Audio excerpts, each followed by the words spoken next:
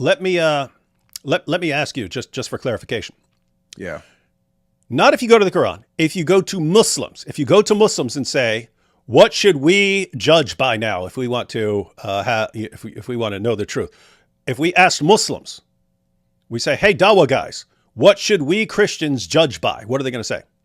The Quran. Muslims would say the Quran. If we go to the Quran and ask the Quran, what should we Christians judge by? What does the Quran say? The Torah and the gospel. Okay, so the Quran says the opposite of what dawah guys say. If we go to dawah guys, not the Quran, and we say, what's the only ground we have to stand upon? What do the dawah guys say?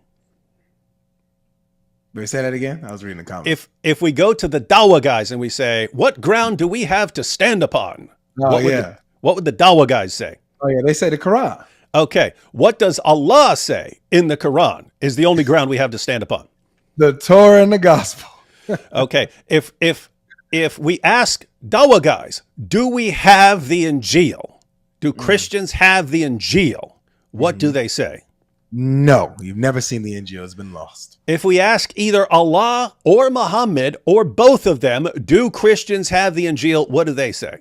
They say that we have it and we better judge by it or Allah will change our faces and turn us upside down.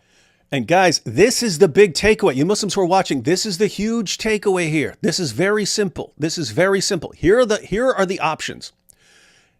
If Allah and Muhammad are trying to say what you say, they're the worst communicators ever. There's never been a worse communicator than your God or your prophet. If they're trying to say, don't judge by the gospel, it's corrupt, and it comes out, judge by the gospel, or you're going to hell.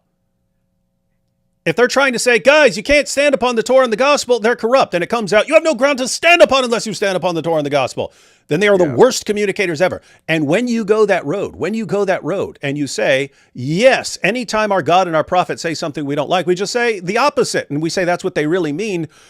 Great. Why would I believe your God? Why would I ever trust anything your God and your prophet say? If they say, hey, don't associate partners with Allah, maybe he means associate all kinds of partners with Allah. If he means the opposite of what he says, and you don't realize the problem here. You don't realize this is a serious, serious problem.